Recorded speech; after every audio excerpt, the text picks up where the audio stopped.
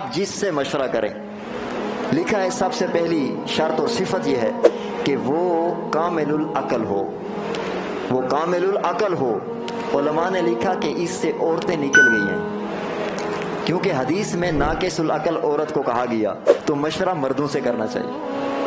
بہت سارے لوگ ہوتے ہیں گھر میں عورت کے ساتھ مشورہ کر کے پھر کام کرتے ہیں، پھر نقصان اٹھاتے ہیں۔ تو اللہ کے نبی نے حدیث میں ہے کہ عورت ناقص العقل ہے، ہاں آپ اس سے دل رکھنے کے لیے مشورہ کریں، صحابہ کرام نے آپ سلم نے کیا دل رکھنے کے لیے، لیکن حاکم خدا نے مرد کو بنایا۔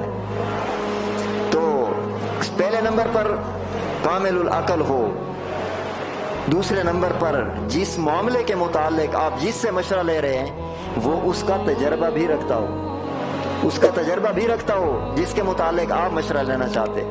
تیسری شرط کہ وہ متقی اور پرہیزگار ہو، جب وہ خود ہی گناہ گار ہے تو تجھے بھی گناہ میں پھنسا دے گا۔ تو محققین علماء کرام نے تیسری شرط کیا لکھی کہ جس سے آپ مشورہ لے رہے ہیں وہ متقی اور پرہیزگار ہو۔ چوتھے نمبر پر وہ مسلمانوں کا خیر خواہ ہو، وہ آپ کا خیر خواہ ہو، وہ آپ کا ہمدرد ہو، مشورہ اسی سے مانگو، اسی سے لو۔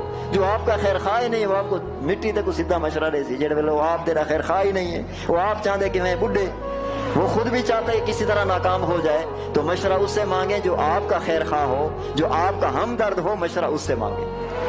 پانچویں نمبر پر خود غرض نہ ہو، خود غرض نہ ہو۔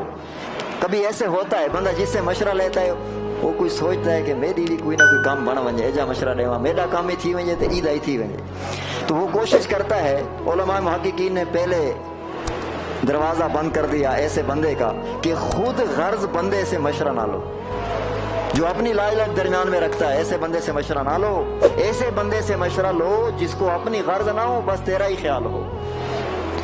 اسی طرح اور شرط یہ ہے کہ وہ بندہ سمجھدار ہو، سمجھدار سے بے وقوف نہ ہو۔ وہ پاگل جیاں ہوئے تو اکن وانج باوے کہ میں تک مشورہ گھنن آیا، وہ پہلے ہی پاگل ہے بیچارہ۔ تو پاگل سے نہیں بلکہ سمجھدار سے مشورہ لینا ہے۔ پاگل ہے یا سمجھدار ہے، بنایا تو سب کو اللہ نے ہے، لیکن ہر کسی کے الگ الگ احکامات شریعت نے بتائے ہیں۔ تو آپ جس سے مشورہ لیں اس کی شرط اور صفت یہ ہو کہ وہ سمجھدار ہو، بے وقوف نہ ہو، اور اس کے علاوہ اور شرط یہ ہے کہ وہ سچ بولنے والا ہو، جھوٹ کا عادی نہ ہو۔ جو وہ خود ہی جھوٹ بولتا ہے ہر وقت، وہ آپ کو کیا سچ بتائے گا؟ تو سچ بولنے والے سے مشورہ مانگو، شریعت نے یہ بتایا ہے۔ اور اسی طرح دوسرا یہ بتایا کہ امانت دار ہو، عمومی طور پر امانت دار ہو، اس سے مشورہ مانگے۔ اور اسی طرح اس سے مشورہ مانگے جس کے سینے میں بغض اور حسد کی بیماری نہ ہو، جس کا سینہ حسد اور بغض سے پاک ہو، مشورہ اس سے لے۔ کبھی کبھی ہوگا وہ مشورہ مانگے گا اور وہ مشورہ ایسے بندے کے متعلق ہوگا جس سے اس کی نہیں بنتی ہوگی، اس نے ایسا ہی مشورہ دینا ہے حسد اور بغض والا کہ اس کو کسی طرح نقصان ہو جائے۔ تو اسی لیے شریعت نے یہ پابندی لگائی کہ مشورہ جس سے مانگے اس کا سینہ بغض اور حسد سے پاک ہو، اور اس کے علاوہ جس سے آپ مشورہ مانگے وہ شریعت کا پابند ہو، اور اسی طرح جس سے آپ مشورہ مانگے وہ بندہ شریعت کے خلاف کام کرنے والا نہ ہو۔